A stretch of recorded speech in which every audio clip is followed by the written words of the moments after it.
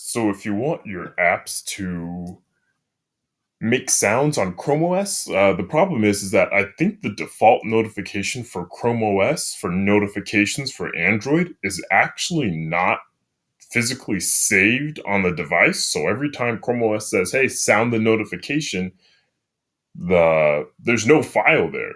That file that they want is not there. So what we're gonna do is I need to choose something that's gonna give me a whole bunch of notifications. So I'm gonna say I'm gonna use Telegram. No, I can use Squid. So I'll use Squid. I'll go to App Info here. Let it come on. So notifications.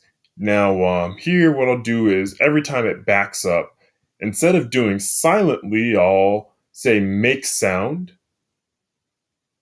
And the sound, we're not going to use the default notification sound. We're going to use media storage. And you'll see if I press this, there's no sound.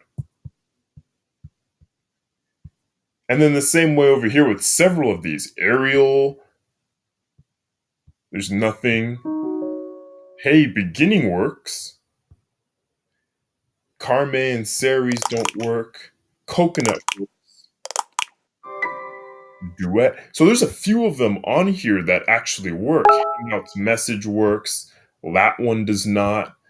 You can go through and you can choose to say, okay, well, I'd like to hear this every time a notification pops up. And it's nice because, the notification channels from Android Pie are still here. So, yeah, that's how you kind of get the notifications to make sounds for all the Android applications. Let's see if we could do that for messages for web. Let's see, messages. Let's see, app info.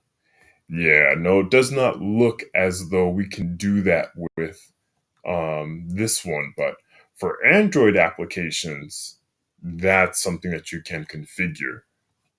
So yeah, that's it.